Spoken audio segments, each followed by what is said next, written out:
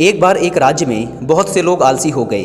उन्होंने सारा काम धाम करना छोड़ दिया, यहाँ तक कि अपने लिए खाना बनाना भी छोड़ दिया और खाने के लिए दूसरों पर निर्भर रहने लगे। ज़्यादातर समय वे या तो लेटे रहते या सोते रहते। खाने की समस्या का निराकरण जरूरी था, क्योंकि इन आलसियों को खिलाने में लोग आनाकानी करने लगे।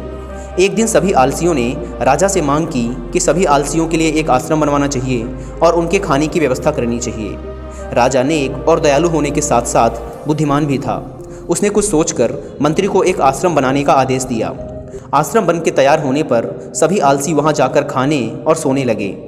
एक दिन राजा अपने मंत्री और कुछ सिपाहियों के साथ वहां आया और उसने एक सिपाही से कहकर आश्रम में आग लगवा दी। आश्रम को जलता देख आलसियों में भगदड़ मच गई और सभी जान बचाने के लिए आश्रम से दूर भाग गए। जलते हुए आश्रम में दो आलसी अभी भी सोए हुए थे।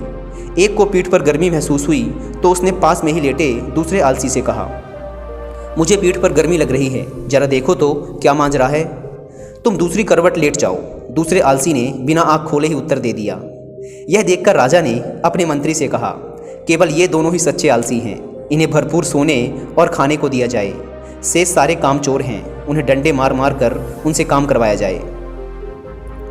तो दोस्तों, इस कहानी से हमने सीखा कि यदि हमें किसी इंसान की सच्चाई पता करनी है तो उसके साथ अचानक कुछ ऐसा करो जिसकी उसने कल्पना भी ना की हो, क्योंकि अचानक परिस्थितियों में, ऐसी अचानक आई मुसीबतों में इंसान का असली रूप सामने आ जाता है। वो उसके अंदर जो भी होता है वो उसी के अनुसार काम करता है।